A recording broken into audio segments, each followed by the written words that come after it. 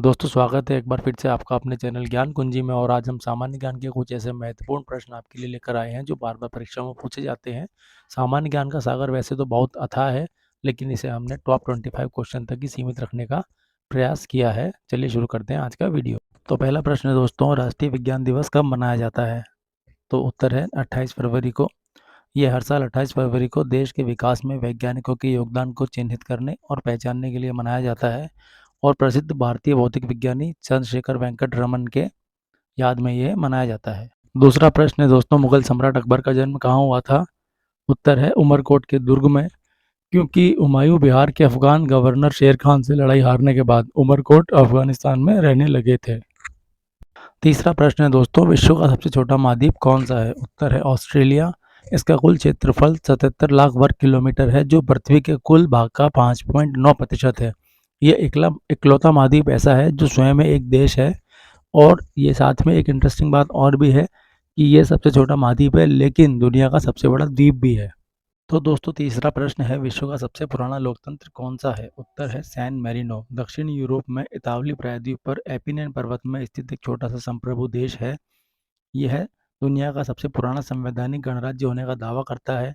San Marino का संविधान, जो कि 1600 से पहले का है, दुनिया का सबसे पुराना लिखित संविधान है जो अभी भी प्रभाव में है। तो पांचवा है दोस्तों, हरियाणा के पहले मुख्यमंत्री कौन थे? उत्तर है पंडित भगवत दयाल शर्मा। इनका जन्म 28 जनवरी 1918 को हरियाणा के रोहतक जिले में बैरों नामक स्थान पर हुआ था। और इनके पिता का नाम मुरारीलाल शर्मा था। और साथ ही इन्होंने भारतीय स्वतंत्रता संग्राम में भी भाग लिया था। छठा प्रश्न है दोस्तों, हरियाणा के पहले राज्यपाल कौन थे? उत्तर है धर्मवीरा। जब 1 नवंबर 1966 को हरियाणा अविभाजित पंजाब से एक अलग राज्य के रूप में बाहर हो गया, तो धर्मवीरा हरियाणा राज्य के पहले राज्यपाल बने और मई 1967 तक पंजाब के और 14 सितंबर 1967 तक हरियाणा के राज्यपाल के पद पर हो रहे। सातवां प्रश्न दोस्तों, सुएज नहर किन दो सागरों को जोड़ती है? आंसर है भूमध्य सागर और लाल सागर। यह नहर सुएज के इस्थमुस से होकर अफ्रीका और एशिया को विभाजित करते हुए भूमध्य सागर को लाल सागर से जोड़ती है।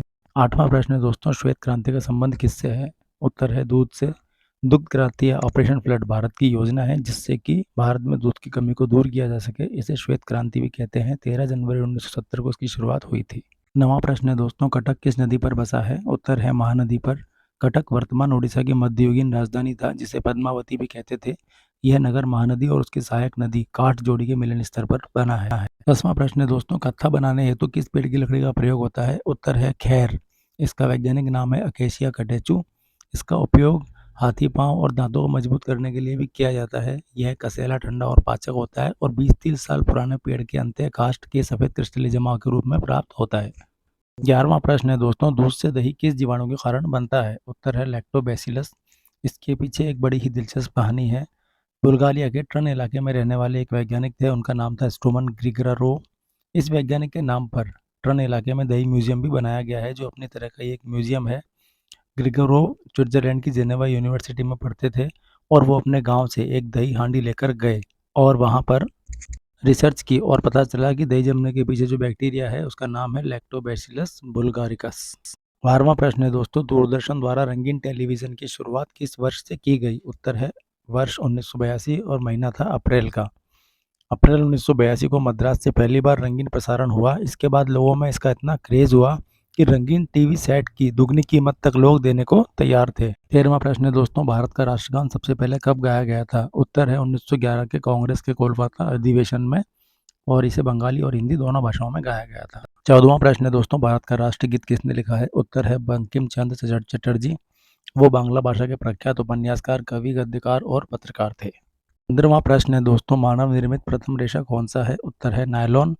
मानव निर्मित प्रथम रेशा रेयॉन या नायलॉन है। कृत्रिम सूत वे सूत या रेशे हैं जिन्हें प्राकृतिक रूप से यानी कि जानवरों एवं पौधों से नहीं बल्कि पूरी तरह कृत्रिम रूप से निर्मित किया जाता है। 16वां प्रश्न है दोस्तों, मानव शरीर की किस ग्रंथि को मास्टर ग्रंथि कहा जाता है? उत्तर है पीयूष ग्रंथि। यह एक अंतःस्रावी ग्रंथि है जिसका आकार एक मटर के दाने के बराबर होता है। 17वां प्रश्न है दोस्तों, प्रोटॉन की खोज किसने की थी? प्रोटॉन की खोज गोल्डस्टीन ने की और प्रोटॉन का नाम रदरफोर्ड ने रखा था। अगला प्रश्न है दोस्तों, प्रौद्योगिकी विकास परिषद की स्थापना कब की गई? उसका उत्तर है वर्ष 1986 में। यह भारत की एक स्वायत्त संस्था है जो सोसाइटीज रजिस्ट्रेशन अधिनियम 1960 के अंदर पंजीकृत है और भारत सरकार के ग्रामीण विकास मंत्रालय के अंतर्गत काम करती है। 19वां प्रश्न है दोस्तों, वनस्पति घी के निर्माण में कौन सी गैस प्रयुक्त होती है? उत्तर है हाइड्रोजन गैस। प्रश्न नंबर 20 है, वंदे मातरम को राष्ट्रीय गीत के रूप में किस तिथि को स्वीकार किया गया? उत्तर है 26 जनवरी 1950 को। वंदे मातरम के रचयिता बंकिम चंद्र चटर्जी थे। 21वां प्रश्न है दोस्तों, रणजी ट्रॉफी का संबंध किस खेल से है? इसका उत्तर लगभग सभी लोग जानते हैं, क्रिकेट से है। और रणजी ट्रॉफी भारत की एक घरेलू क्रिकेट प्रतियोगिता है। इसका नाम भारत के पहले क्रिकेटर रणजीत सिंह जी के नाम से रखा गया है। अगला प्रश्न है दोस्तों, रतौंधी किस विटामिन की कमी से होता है? उत्तर है विटामिन ए की कमी से।